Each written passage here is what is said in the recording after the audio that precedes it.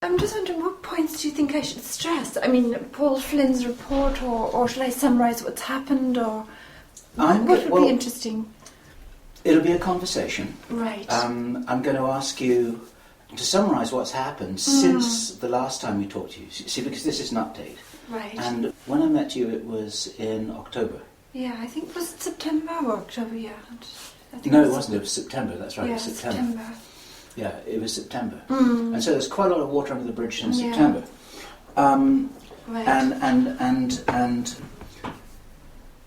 And this whole thing seems to have evaporated. It's just like, it's not in the news, no one's talking about it.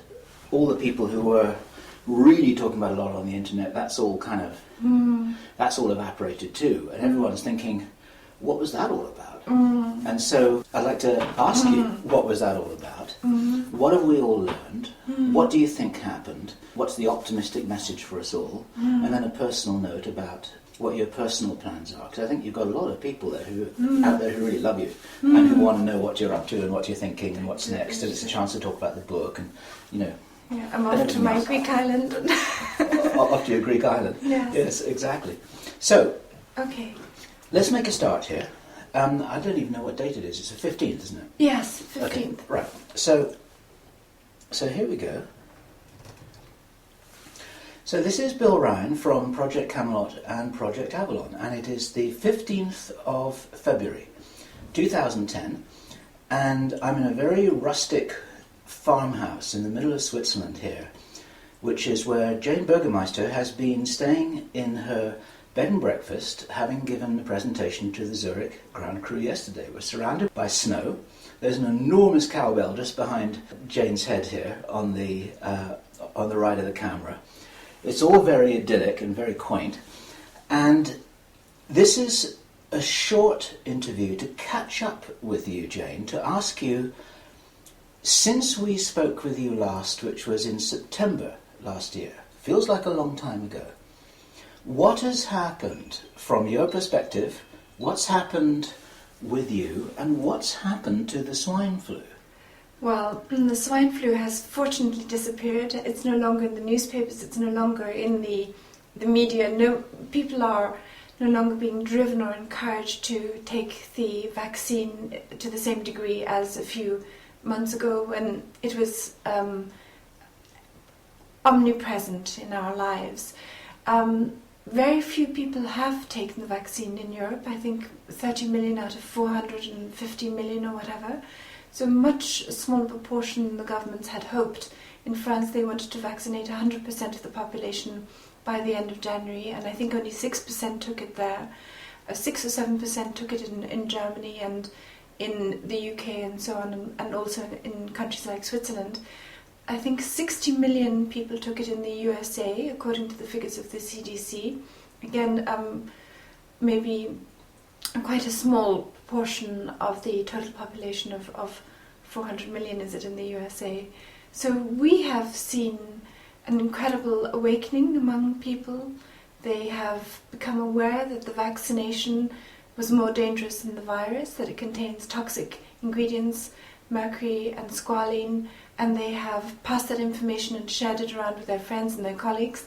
And people have not gone and taken this vaccination. They have not given in to fears. They have not allowed themselves to be manipulated into taking something that is actually more dangerous than the actual virus.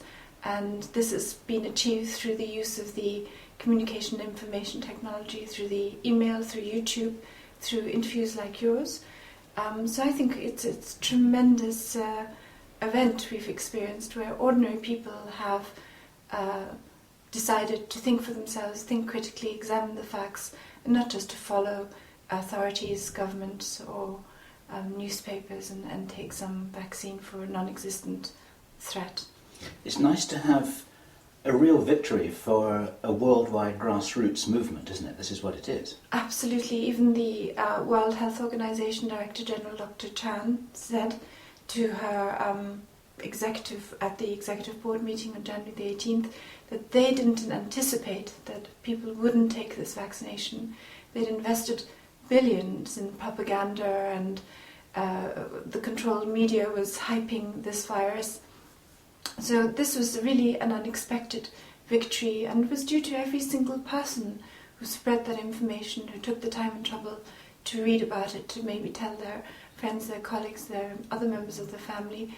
So what it has revealed to my mind is the extraordinary intelligence and solidarity of people out there, that they do care about their neighbours, their friends. They are willing to pass on this information, and though it was quite difficult to grasp and quite unpleasant to grasp, they were willing to take the trouble to look at the facts and get to the truth in many, many cases. So you're not just talking about people who for many years may have done a lot of research into secret government plans on the internet. You're talking about regular people waking up, looking at the information in front of them, taking stock, acting intelligently and realising what was happening.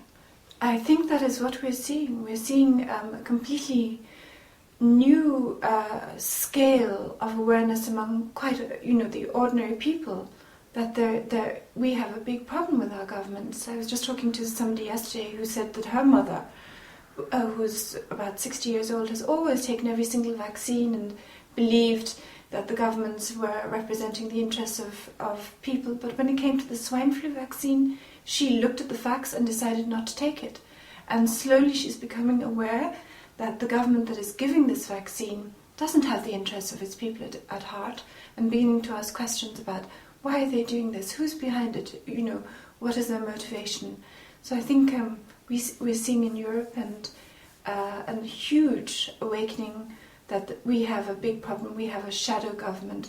We have an international corporate crime syndicate, as I call it, who are controlling governments, health ministries, who are pushing this poison onto populations. And the governments have got an interesting problem on the other side, because they've got a population now that isn't necessarily going to be willing to take things at face value anymore. That is something that Dr. Margaret Chan of the World Health Organization herself said. She said we cannot no longer assume that when we say a medicine or drug is to be recommended, that people will actually take it. There's been a tremendous collapse in demand for vaccines among the people in Germany and France, and I'm sure also America, even when it comes to vaccinating their young children against mumps, as a result of the skepticism that has surrounded this whole swine flu campaign. We are seeing the beginning of a tremendous increase in interest in homeopathic remedies and vitamins, in the importance of good nourishing food. So, and a much more critical attitude towards government, as you mentioned. Now, many people will be watching this in America. They may not be aware of what happened in Poland with the health minister there. That's a fascinating development, wasn't it? That was a key development, because the health minister in Poland, Eva Kopacz, is actually a doctor, a family doctor, and she looked at this swine flu vaccine. She saw that it was not adequately tested, and she decided not to order the swine flu vaccines for the Polish people on the basis of the fact that it could be dangerous, potentially dangerous to them. And she was the only health minister of all the health ministers in Europe who made that decision. Even though, if you looked at the facts soberly, objectively, you would think every single health minister would have decided not to, purchase this swine flu vaccine. Her decision not to purchase the vaccine was a turning point, I think, in the campaign. It was quite widely publicised, and it made people aware that there are responsible politicians and doctors who recognise there's a problem with this vaccine. So, what happens next from the government's point of view, if there really is a Machiavellian plan here? What happens next from the point of view of all the activists all over the world who have worked so hard for 6 to 9 months to make sure that something nasty, really nasty, didn't happen? And what happens next with the virus? Are we going to see it again at all? Well, I personally don't think we're going to see the virus. We do know that there are scientists working on trying to make the swine flu more lethal. It seems that whoever released this virus didn't quite understand it, didn't understand that it wasn't going to bury itself in people's lungs and become much more virulent, and that scientists like Bruno Lina at INSERM in Lyon, who's affiliated with WHO, is trying to make it more lethal by combining it with the bird flu. However, many people say, there are many government documents which indicate that the only way they can get a lot of people infected with this virus is by vaccinating them. And if people refuse the vaccines, then this virus is just not going to happen and spread, however much they hype it. If people refuse to take the vaccines, then it's not going to become a major problem. When it comes to the next steps of how we can begin to deal with what's happened, there is an inquiry underway at the Council of Europe Parliamentary Assembly.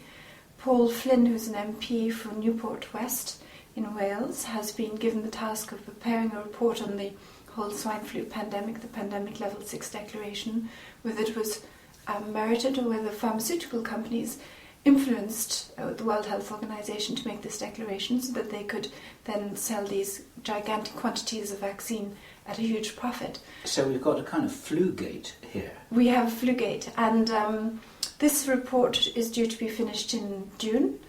Paul Flynn indicated to me he might even look at the Baxter Incident as part of his report.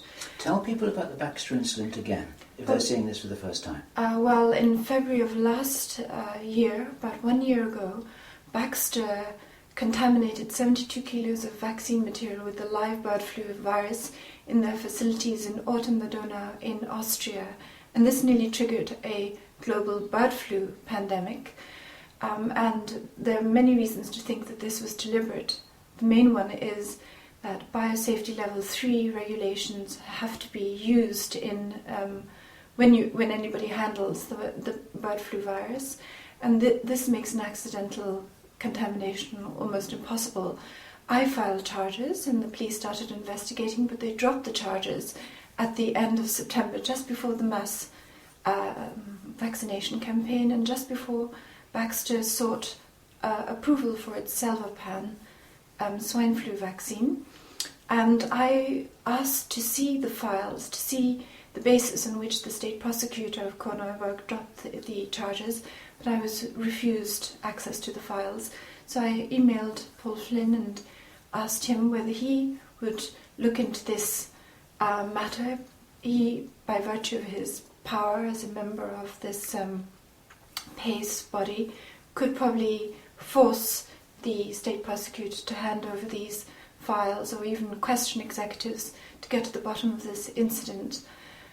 I think a proper inquiry will most likely show that it was a deliberate attempt by a pharmaceutical company to trigger the very pandemic that they then profit from by being able to sell these pandemic vaccinations in gigantic quantities.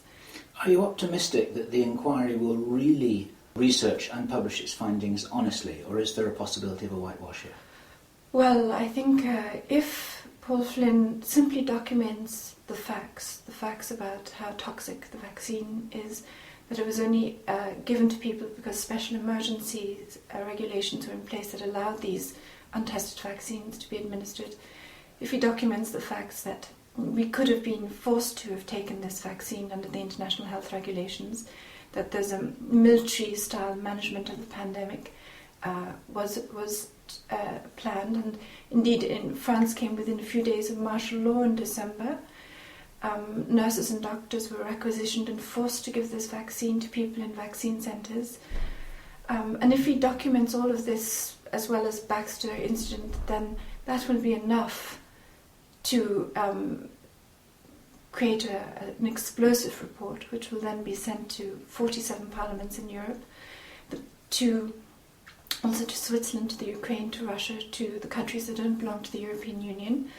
They will then have to consider this report, and I think if they investigate and look into it, and it could well come to a series of arrests and scandals in each country. The media, as we know in the meantime, is totally controlled, of course, by the pharmaceutical banking group, the shadow government. People like James Murdoch, the son of Rupert Murdoch, who's, I think, in control of the News Corporation's European arm, sits on the board of GlaxoSmithKline, which produces the pandemic vaccine. Thomas Gloser, the CEO of Reuters, sits on the board of Merck. So the media will not be telling us about all these dramatic developments, these investigations or whatever, but behind the media screen, we could see tremendous numbers of arrests and renewal and changes in our government on an unprecedented scale, because the facts alone are so shocking. So a lot will depend on what Paul Flynn includes in his report. Are you in ongoing dialogue with him, or did you just present him with a bunch of facts and now you're leaving it all to him?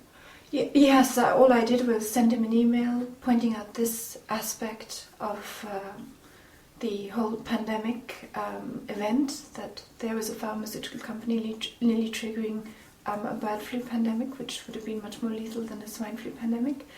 And I leave it to him. I'm sure he's going to do his job as impartially as possible. He's going to be under tremendous pressure to leave out facts concerning the toxicity of squalene and mercury. So we'll just have to try and keep the awareness among the general public to mobilize support and make sure that there isn't a whitewash. Yeah. And what are your personal plans now? Would you still call yourself an activist, or are you sitting back thinking, well, we won that one and now I can go on to the rest of my life?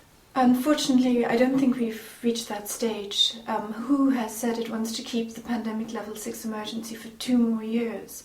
That means as long as this pandemic level emergency 6 is in place, it can issue drugs that are untested to people, so we can be getting all kinds of drugs now that haven't been adequately tested.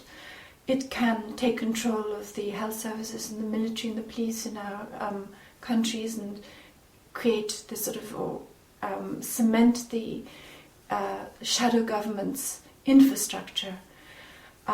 So apart from all of this, this shadow group is also involved in the Climate Gate scandal and the financial crisis. It's trying to instigate wars, famines, sending these vaccines to the developing world. So we can't just, say it's all over. It isn't. A huge victory has been accomplished, but we need to go a little bit further and see to it that the report that Paul Flynn produces is a good one, that countries hold their inquiries, and that the people who are responsible for this are actually put in jail.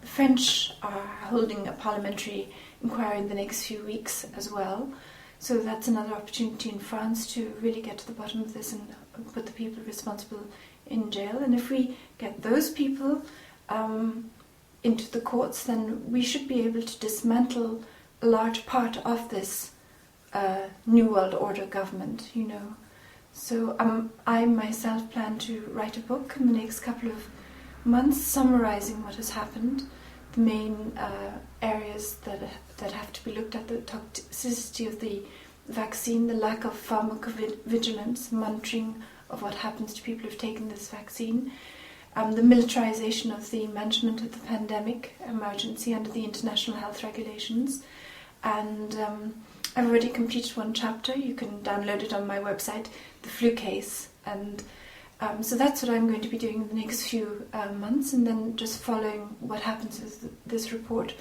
how it's handled and dealt with, and try to make sure that we really bring the people responsible for this to account. What kind of feedback have you had from around the world? Because you've been very much of an icon in this grassroots movement. I know that was never your intention, but you've become an icon.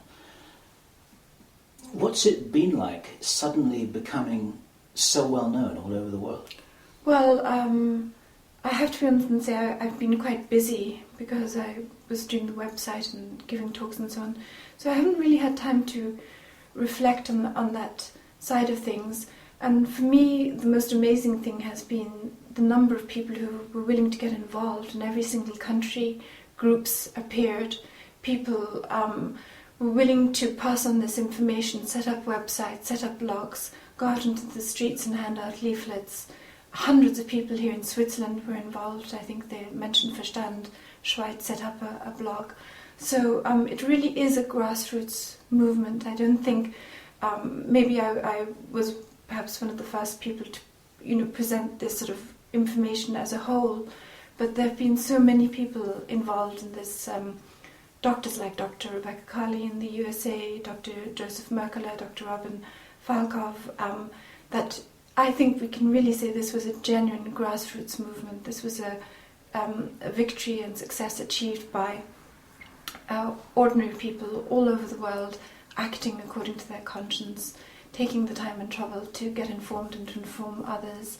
And this is the amazing thing, to see the goodwill and the intelligence of so many people at work. Message then of optimism and encouragement, because this whole over yet in terms of the controller's desire to nail us down, to lock us down, to control us, to restrict our freedom, to restrict our sovereignty. This is probably not over. Let me say that.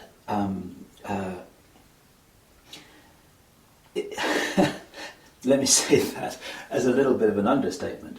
But what's the message of encouragement and optimism that you see for other people who've been woken up through all of this, and now they may have other things coming at them over the next few years? Well, I agree with you. The controllers have lots of plans up their sleeve, including, of course, a war. They've been planning a major war, nuclear war, for a long time. But they depend ultimately on us being prepared to go along with it. They fill the media, the airwaves, the TV screens with catastrophes. They terrorize us, make us fearful, and they depend on us doing certain things out of fear, taking the vaccine, going to fight in the army, whatever. And if people are no longer willing to be driven by fear, if they're willing to stop, to stand, to think for themselves, to be critical, to communicate with their friends, and to say, no, we're not taking this vaccine, we're not going into this army, we're not fighting this war, we're not allowing this famine to occur, we're not allowing this corruption to continue. And if they begin then unravelling the whole infrastructure with inquiries, investigations and so on, then I think that they cannot continue with their plans. They do depend on our fear and our ignorance. And our compliance to implement these plans with an enormous number of people in the, let's say, the middle professional classes, like the doctors, the nurses in the military. We're talking about the soldiers, airmen and seamen, who would actually be obeying orders to cause an enormous amount of damage on the human race if they just follow those orders, right? Absolutely. And one of the most interesting things was to see with the swine flu campaign that the German army was among the first to refuse it. Their doctors said it's too dangerous for our soldiers. Yes, and the gendarmes in France, who were supposed to be 100% vaccinated under the government plans or whatever, refused to take the vaccine. And they would have been the ones who would have been forced to give it to others eventually. They would have been guarding the vaccine centres and had a big role to play if the government had ever moved towards forced vaccination, as would have been necessary if they wanted to accomplish their goal of getting 100% of the people vaccinated. So we see in the armies and the police forces, and also obviously among the doctors and nurses, the vast majority didn't take or want to take this vaccine. A refusal to go along with the whole campaign, and that was crucial actually. The nurses and doctors very early on said, we're not taking this vaccination, and that's already where it began to falter. There were many critical reports in newspapers in Germany particularly. I think the leading doctors came out and said on front pages, this is an untested vaccine, also in the Polish media, much less so unfortunately in the UK and Ireland, where the grip on the media is much more total, and in the USA there's hardly a single really major report that was critical of the vaccine. So yes, there are very, very clear indications there that as you say, the professional classes are refusing to go along with this. Thank you very much, Jane. Is there anything else here that you'd like, just as a message, this is a brief update, just 20 minutes or so, for the people who've been intrigued about your role in this activism? Since we published our video in September, it's been seen by 300,000 people. I think the number's growing every day still. And it's basically the opportunity for a message to them, a message about how they can take this forwards, because we're not trying to create an organisation here, we're trying to empower other people to take whatever action, to express whatever views they feel that they should, and to have the courage to do that as we move forward, right? Yes, I mean, I think that the internet, the new communication and information technologies are providing people with tremendous possibilities to become informed about what's going on and to take action and communicate it. I think we're moving into a new era, I believe, of personal sovereignty, where people take responsibility for their lives, get involved again in political decisions and economic decisions, and work together towards shaping a much better world. And this will be possible as soon as we've just removed this shadow government or whatever from power. Within 1 or 2 years we could see a completely new era starting, where people once more can live in dignity and freedom, in peace and prosperity, and there's no need for anybody on our planet to be hungry, to be in need, to be oppressed. And this vision of a truly peaceful, prosperous, free globe is within our reach, I believe. That's absolutely wonderful. Thank you. That's a beautiful closing statement. Okay, so Jane Bürgermeister, let's catch up with you again later on this year, and we'll see how things are rolling on. I share your view that this optimism is well placed. I think we need to stay vigilant, and there's a massive opportunity to learn from a very successful experience, from a grassroots movement, and you've played a huge part in empowering and motivating and fueling all of that. And so I want to thank you for that, because you've done an enormous amount for the human race here. And I'd like to thank you too, Bill, for all you've done to help get this message across. So thank you.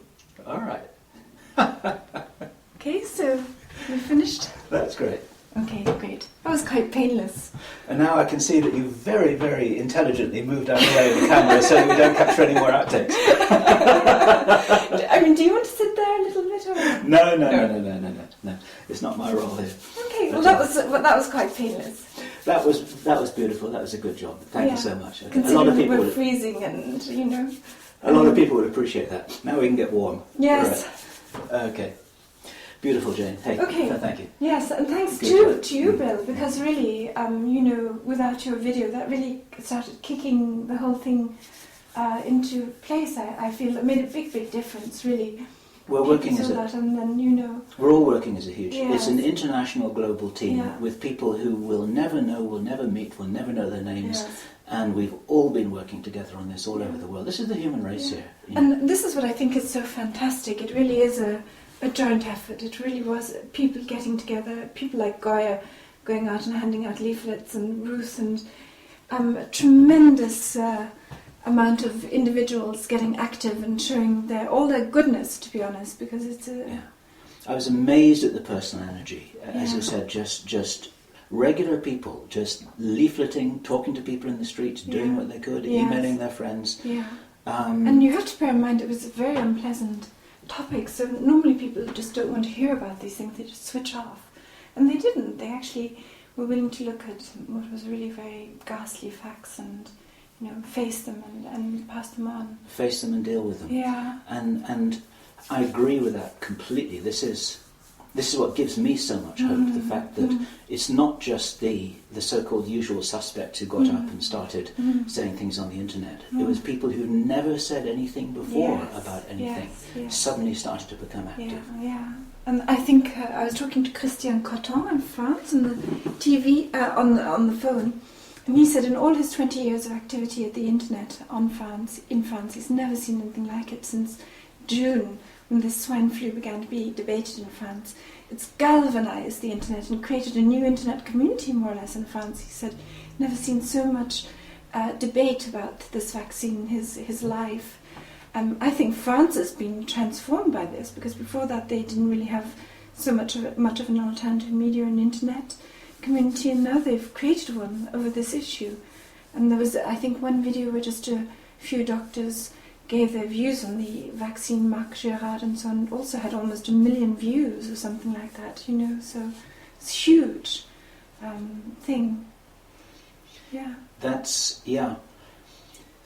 If one really looks at the numbers of all the people who've become active all over the world who weren't active before, and if you look at that as a kind of statistical spike, you can see this wake up all over the world visually. Yeah. You can see it visually and statistically. There are people who are saying, wait a minute, what's going on here? I thought they were telling us the truth, but they're not. Yes. I mean, even Sandra yesterday was saying her mum, for the first time didn't take this vaccine, and for the first time began to ask herself, what's going on here? So I thought that's a sign of what's been happening. Yes. That every generation has been willing to take this information on board. And I'm pleased to say that apparently in Germany and France or whatever, parents are not giving their kids the vaccines automatically anymore. They're taking the time and trouble to find out what's in them and deciding not to vaccinate. And this is obviously causing a major crisis now to the whole pharmaceutical infrastructure. I think it could even be the end of it. Yeah, and the spin-off from this is that one doesn't even have to believe in Machiavellian plans that they're trying to kill us all and all kinds of other enormous scenarios that are very probably true and which are also very hard to believe.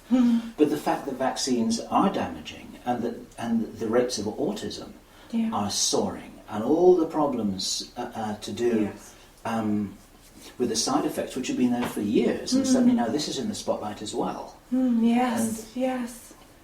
And of course, that's just a part of the fact that that, like many institutions, the medical institution just survives in order to serve itself, really. We are perfectly able to heal ourselves, we're perfectly able to treat ourselves in most cases. And we're perfectly able to educate ourselves, to feed ourselves, to determine and research our own spirituality. We don't need institutions and authorities to do this for us. And so that's also an example for how real autonomy can be returning to the people in terms of restoring the sovereignty, which is what you said at the very end there.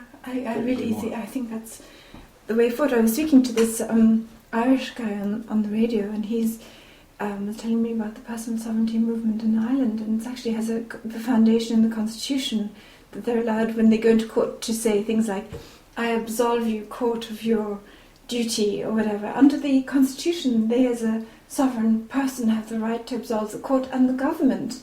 So now they're waiting for the opportunity to go out there and absolve the government. And the swine flu vaccine scandal could be that opportunity. And if it goes eventually into the Irish Parliament, and there's such an overwhelming evidence that now huge numbers of people have been damaged through this, because a large proportion of the Irish took it, then this could be the point where enough people get together and say, we absolve the whole government of its responsibility, we're reconstituting a new government. And they can do this under the Constitution of Ireland. So that is something which I didn't know about. That's very, very interesting. Yeah, they don't want people to know that you as a sovereign person under these constitutions have all this power. Yes. You have power and rights and ways to do things, and they don't want you to know. Yeah. I was amazed at he was explaining, that you can actually. There was this guy who was due to get a fine in court, and he said, according to the formula that you have to lawfully say, I absolve you as a free sovereign person of the court of its duty to blah blah blah, and the court had to dissolve. and the judge couldn't give them the fine. It's like saying magic words. Yes. And suddenly the guy walks out of the door. Yes. Because ultimately they are constituted by our giving them the authority, and if we rescind that authority, they have no rights. Yes. Apparently the government's terrified of this little group of people. It's growing all the time.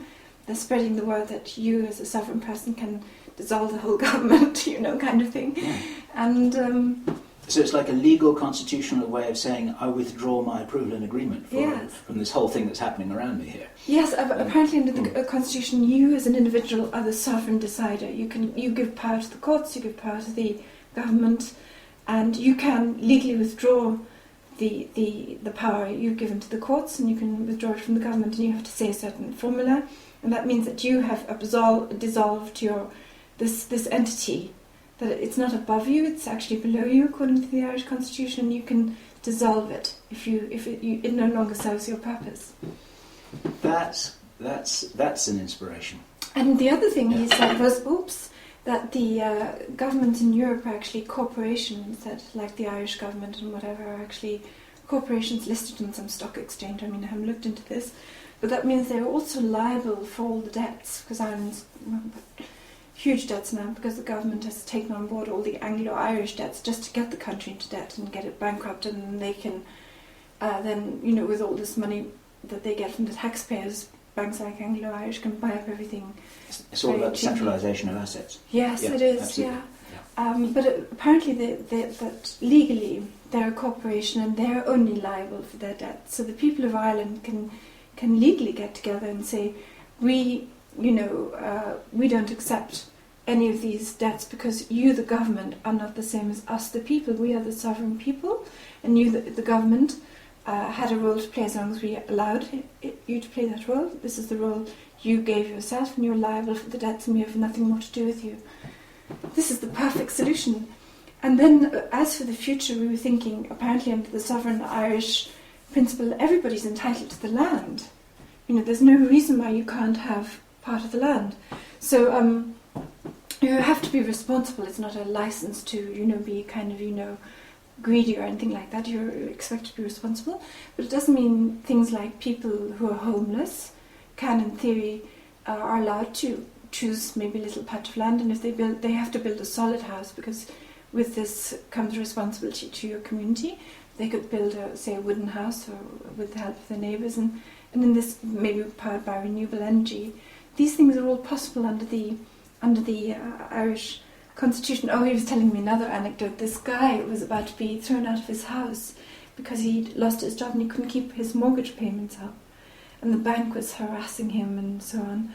And under the Irish constitution, the sheriff is responsible for keeping the peace, which means that he also is responsible for ensuring that banks don't throw people out of their homes when it's winter or whatever because they've lost their jobs, because the concept of peace is much wider than merely profit, or exactness of contracts. So they dug up this little clause from something which said, I call on the sheriff for my protection and to keep the peace in our shire because I'm about to be thrown out of my home by the bank. And this obliged the sheriff to protect this man from being thrown out of his home because he lost his job. And so the bank after that didn't stop demanding the mortgage payments. He's been in the home now. Where was this? This is somewhere in Ireland. In Ireland? It's all happening in Ireland? Yeah, and within this whole county or shire where the sheriff has his jurisdiction, nobody since then has been thrown out of their home as a result of losing their job and, having to pay back the mortgage payments. So, yeah. Wow. There are a whole bunch of people in America who need to check that out. Well, even I would say the whole world, Bill, Scotland and the UK. Yes. Switzerland's in a better shape because they have direct democracy where they vote on issues. They don't have the two-party system. But yes, this could be the way forward. I mean, That's inspiring. Yeah. That's very, very interesting. Yeah. Is this all going to go in your book? This sort of broader perspective, or is it only going to be about the pandemic? What I was thinking of doing is a second book, you see. The first one mainly about the pandemic, simply because I wanted to get it finished by a certain date so that it feeds into this whole report process and puts pressure, to be honest. And that's what people want, and then you can follow it with Like the bigger picture. And the second book is what I was thinking of would be showing our way out of the whole thing, solutions like personal sovereignty, renewable energy, and so on, and how we can rebuild our societies, how homeopathy. So I hope to do that in 2 months or 3 months. This would be part of my trip to Greece, would tie in with this, because it would be going back also to the ideas of ancient Greece, which are very sensible political ideas. I mean, if you read Plato and the Republic, it's not at all this totalitarian thing it's made out to be. It's a very sensible model. And it's also about personal responsibility. Plato keeps saying you can't expect a better political system than you as a human being, as an individual are. There's a correspondence all the time, and you have to improve as a person, your mind, your feelings, and so on, and then you can expect a better political system. And then my third book, I hope, would be more about spiritual questions, as we move towards 2012, and how the sunlight is interacting with our DNA and these sort of issues, and whether we're coming into this cosmic second coming of Christ kind of thing, the Christ consciousness and so on. But we're coming into something. I don't know what it is, yes. But things are changing, and we see the symptoms all around us. Personally, I think we're coming to a very, very good time, and I think it's almost too late for these people to implement their plans, because of these changes, that sunlight is pouring down on the planet, of boosting this awareness, and without the fear factor, they can't do it. And if they're being undermined everywhere, in ClimateGate, in the Iraq War inquiry, Timothy Guyton is almost in jail for his role in, the AIG swindle. It's going to be very difficult for them even to start World War III and get away with it, And they're really trying to rush this stuff through, using all the force and propaganda and financial pressure that they can come up with. But if that's all they can do against the power of consciousness, then actually it's all over already. In terms of the fact they haven't got a chance. And what is revealed is just how deluded these people are. I mean, who's sitting there saying we want to keep this on for 2 years, the pandemic level emergency 6, actually seriously saying this, at the inquiry at Pace in January, I think the 26th, Dr. Keiji Fukuda actually said that. I mean, everybody was sort of, couldn't believe it. So they're living in another universe. And they still have the levers on power, unfortunately, and in their delusion they can still wreak a lot of havoc and maybe start a few nuclear wars. I'm sure they're thinking in these terms. According to information that we have, they're still trying to do this. Oh, absolutely. I don't think they will succeed. I really don't think they will succeed. But they're trying. But it's all building up to quite an interesting sort of an interesting climax here. It's very, very interesting. So what they really need to get going is this war between Israel and Iran, because then they can get Russia and the EU in, because Russia's given Iran a lot of nuclear weapons and uranium. I knew somebody in Vienna who worked for the IAEA. He was a cost-free expert sent by the American government, and I think these are usually CIA officers, though he didn't tell me this, we just met socially. And he was responsible for monitoring the Iran nuclear program for the American government, and then he went back to Idaho, where they have this big nuclear research base, and Lockheed Martin, it's all interwoven, also working for the government. And I asked him, frankly, a couple of years ago when he came back to Vienna for a conference or a trip or whatever, did he think Iran was building a nuclear program for war purposes? And he said no. He said he didn't think so. He thought it was just a civilian program. But of course they could be getting missiles, from China or Russia. Russia's given them the equipment for their civilian program. And I think they want to get the EU involved. The EU under the Lisbon Treaty can, now technically in the EU, if they declare a war, people can be forced to serve in the EU army. Few people know that. I didn't know that. No, it's terrible. With the Lisbon Treaty came conscription. Really? Absolutely. This is one of the sticking points why the Irish voted no the first time round, and they were given the concession that they don't have to serve in the army. And people are not aware that they could theoretically end up having to serve in the EU army. The Lisbon Treaty creates an EU army, creates a general staff, the whole infrastructure for an EU army. Then, of course, now we have this commission, and Baroness Ashton is the foreign minister of the EU, and if she declares a war, every single foreign minister within the EU is obliged to back her up. It's called solidarity principle or something like that. So they're not allowed to say, we don't think this is a real war, we're not bothered, you know. They're actually obliged legally by the Lisbon Treaty to give their support to her if she says, you know, we're declaring a war. And if she does do that, it is theoretically possible to start conscripting people. So you just imagine they start in 9/11, they attacked Berlin, a little mini nuclear bomb. They say, you know, Iran did it, and we're in a war situation. They can try and clamp down with the totalitarian grid, because in the EU Lisbon Treaty, we're in a police state basically, and then they can start trying to conscript people. Although we're not aware of it, we're sitting now in that totalitarian trap in Europe. And but their dilemma is now that they've lost all credibility. That if they can't get the people to believe the nuke that's gone off in Berlin or something is really from Iran, and they can't get enough people to go into the army and obey these laws of the police to arrest people, and the whole thing's going to collapse. And I think this is their difficulty. That is worth paying attention to. And presumably you're finding out about some of this stuff because you've got contacts into Ireland, because you've got Irish blood, haven't you? Yes, my mother was from Ireland, and that's why I was following the Lisbon Treaty, and that's why I knew why the Irish voted no against the Lisbon Treaty. Right. You know, because when they were asked to vote on the Lisbon Treaty, they were not given the actual treaty. They were just given 300 paragraphs which amended other treaties. Right. And the EU actually forbade these paragraphs to be printed beside the original treaties. People couldn't see exactly what was being amended. But the Irish, being the Irish, went out and found all the original treaties and put the amendments beside it and printed their own copies, and then tried to figure out, you know, because you're just seeing the legal text and small changes in wording to many, many legal paragraphs and text, so you have to figure out what's actually behind all of this. What are they actually, you know, achieving with all these things? And then they eventually worked out that behind all of this is this totalitarian superstructure with an EU police, an EU army, allowed to shoot protesters under the current laws, and so that's why they voted no the first time round. And the Irish police were patrolling the voting stations. So the first time round, every single ballot box was guarded by the police, taken to the polling station by the police, taken to the counting office by the police. Every ballot that was taken out was being watched by about 10 people. And this second vote, there were no police in sight.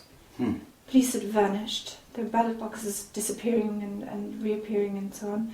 And I'm convinced it was a forged vote. I mean, there's no way I believe that the Irish had decided to say yes in that proportion of quantity. You know, the Irish were the only ones who were allowed to vote on the Lisbon Treaty because under their laws, I think the judge, there's some clause in their law or whatever, which says that if there's a treaty that so materially changes their basic civil rights, they have to be allowed to vote on it. And the Lisbon Treaty basically abolishes all our civic rights, you know. And so that's why this triggered this law, which obliged the government to vote on it, because they didn't want to vote on it either. No other country got a vote on it. Yeah. You know, I mean, it's shocking, it's disgraceful how these top-level people in Austria, was the Chancellor and the Foreign Minister, just met behind closed doors, signed the Lisbon Treaty, didn't even get a parliamentary vote, and with this sold the whole country into slavery. The other thing the EU Lisbon Treaty allows is that the EU can actually come in and take your resources. They can take water from a country under the pretext of global warming. They can actually take food, water. They can say it's an emergency. The EU needs your rivers, your water, your food. And they can do this under the Lisbon Treaty. That's so interesting. It's really interesting in the light of what I was talking about yesterday, actually, that the plans to put these heavy control structures in place, just brick by brick. They're still trying to do it. Already there. Now with the Lisbon Treaty, I think they've put the structure in place. Now the dilemma is they can't implement it because the people are not going along with it. So they're not quite sure now, can we get away with it or can we not get away with it? if we, get our nuclear bomb going up, will they believe it? First they have to build up a plausible narrative, get the war starting in Iran or Israel. Yes. Then it might be plausible that some Arab terrorists, wants to attack Europe, and then they have to get some sufficiently gigantic thing going to get people terrified, and then they can't be sure that the people are really going to go along with it. And the more it drags on, the more behind schedule they become. Yeah. The more likely they are to make mistakes, the more likely they are to do something that's so crass that people will just see, wait a minute, why are they doing this? Well, I think the problem was with the swine flu. They originally, it was all planned for the bird flu. The global pandemic management system was designed for the bird flu. Yes. The Baxter was the attempt to start this global pandemic. It was very much like that story I told yesterday about the B-52 bomber that flew from Minot Air Force Base down to Barksdale in 2007 with the nuclear missiles on it, and then nothing happened after that. Yeah. But it was meant to. Yeah, and sure. Then they were in the dilemma a few days. After I filed the charges, frankly, then appeared the swine flu, because they obviously decided they can't get away with the bird flu. Too much evidence that they're up to something. Then appears the swine flu out of nowhere, but they had a problem that the virus that they released, they misjudged it. That they thought they'd released a very virulent form that was going to bury deep into people's lungs and create all this, shocking damage very quickly. And it didn't. It became milder and milder and milder. Yes. They've been working on it really hard, trying to get it more lethal, and they haven't quite managed it. And so we've been very lucky, Bill, because if they had got a lethal thing going, there wouldn't have been the atmosphere in which information about the vaccine could spread. And even the mutations haven't materialised, have they? Receptor binding domain 225G, I think, yes. Which Henry L. Nyman talks about. That's what was affecting a lot of people. Not a lot of people, but an alarming number, an alarming small number of people in Ukraine is the thing that went straight to the lungs, and people were talking about the Ukraine plague and stuff. But that fizzled out, didn't it? Yeah, I don't know what's happening. We're getting a lot of help from some place, Oh, yeah. That they're doing their best to get all these things started, and they're just not working out. It's just not working out. Fizzling out, not quite working. And then, of course, the big problem they've had now is that there's no way people can see why all the government should take these emergency measures when there's absolutely no pandemic. There's no swine flu, there's no sickness, there's no illness, there's no proportion. It becomes obviously a propaganda thing, and so if they suddenly explode a nuclear bomb tomorrow in Berlin and say it was Al-Qaeda, who's going to believe it? Hardly anybody. This is the fourth or fifth time you've mentioned the nuclear bomb in Berlin. Should my friends in Berlin get worried? No. I'm just thinking if I were them, I'd realise they really have to up the stakes. That's the kind of thing they've got to do. They have to go really away from just a shoe bomb or whatever. They have to really go for a major thing. Yeah. And I think they have to go for Europe. They have to try and get the EU fighting in the Middle East or against Russia or against China, and bring the really major power blocks into play. Eurasia.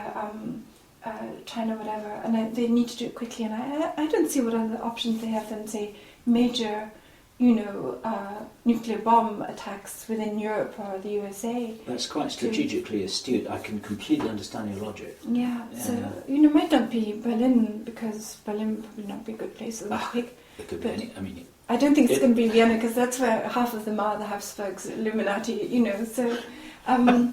So, but it could be, Stay in Vienna, you'll be safe there. But really what you're just saying is that they might do... Is it? You think there might be a false flag event in Europe somewhere in order to mobilise the European people, because they're not really properly on board yet. I think through this swine flu, they have always counted on the Europeans going along with it, kind of thing, and being ignorant. And now they've realised that there's a tremendous scepticism among the European population. Even the German army won't go along with taking the swine flu jab, and they have losing control of Europe, and then they'll be asking, how can they get back that control? Will the false flag operation arousing fear work? Will they be able to get the Europeans into a fear mode? Will they accept totalitarian rule on the grounds that they've been attacked? And I don't think so, Bill. I don't think so either. I don't think so. I think it's not plausible enough anymore. There are a huge number of Europeans, just regular Europeans who are looking over the Atlantic at America, and they don't buy the 9/11 story. Oh yes, yeah. More Americans buy the government 9/11 conspiracy theory because it's their conspiracy theory rather than the fact of what happened. But from people who are outside of America, this all looks very transparently obvious. Oh, absolutely. Yeah. It's been featured in the mainstream media and on television programs all over Europe and the rest of the world. Yeah. People really know about this stuff. Yeah. So they've got a bit of a job on their hands, haven't they? I mean, I think that until quite recently, Europeans did think that Europe is different, the EU is different, blah, blah. Now they're realising it's controlled by exactly the same group, you know. So I think they have a big problem in their hands. If the armies aren't willing to fight, if the, top level of the military is not willing to give their people the swine flu jab, the gendarmes aren't going to order their men to take it, the French army is against it, how are they going to get them to go and destroy themselves, basically, in some Middle East war they've manufactured? So I think they're going to try everything, but I think they've realised that the belief that people had that this is really what's happening is gone. They realise it's a pantomime theatre, more and more. The Pantomime Flu? Yes. That would be a good book title. Yeah. It's a good one. Yeah. Okay. Wonderful. Okay. Thank you so much. This has been a great audio interview right at the back of the video interview here. I'm delighted. There's some good material here that you shared with people. This is very important. Yeah. This is very important. Yeah, this is very important. Say, it didn't come out about the Lisbon Treaty as usual in the mainstream press, but I just happened to be following it because of your Irish connection. Because of my Irish connection, and I realised that the only block to the implementation of the Lisbon Treaty was this Irish vote, and if they had voted yes 1 year ago, we would already be under the Lisbon Treaty. I would never have got to the point where I could have set up my website. There's an EU police that can come and arrest you in any country where you are, and they don't even have to give a reason to the judge. Really? Yes. People don't realise that. There's an EU police that can come, knock on the door in the middle of the night, take you out, bring you wherever they want to bring you, and they do not even have to report it to the local police under the Lisbon Treaty. On any pretext of suspicion or something that they say? Yes, whatever law they have. They don't even have to give the local police a justification for why they've arrested you. They operate completely independently. And this was set up under the Lisbon Treaty. You can be sure that 1 year ago they would have already begun implementing it. But of course it only came into force now in December, after the Irish voted, just at this point where the whole public opinion of Europe is turning against governments and also the EU. The EU regulator, the European Medicines Agency, which is 2/3 funded by the pharmaceutical companies, and subordinate to the Business Commission, or the Economics Commission of the European Union, not the Health Commission, but the Business Commission, was one of the main perpetrators of this crime, you can call it, because they allowed these vaccines to go onto the market and circumvent all the clinical trials for safety and efficacy. They are absolutely 100% complicit in the whole thing and can be shown to do that. They're the EU-wide regulator who gave permission for these vaccines. So it's going to implicate also the EU in the whole thing. This is an important package of information actually for all of the European viewers and listeners here to really take on board. They've got to dig deep into this. So thank you for that. Yes. This was something I didn't even know we'd be talking about. That's fascinating. So it's not quite over yet. Not quite. No. It's really, I think, a question of mobilising public awareness for the next few months, Bill. I think if we get to June without a major catastrophe in September, then I think the awareness has been so exponential that there's no way they can do anything. If we can get through this year, we'll be out of the woods, I think. Absolutely. I think even through this half year, I just feel from summer it's going to be much easier for us. We're already we'll be out of the woods. A lot of people listening to this will also be waking up to the fact that they have to do something themselves. They're here for a reason also. They need to mobilise in whatever way is right for them. That's my message for them. Yeah. Wonderful job you're doing. So, thank you again for everything you've been doing here to raise public awareness and make sure that these things don't happen. This is why we're all here, you know. This is why we're all here to do this.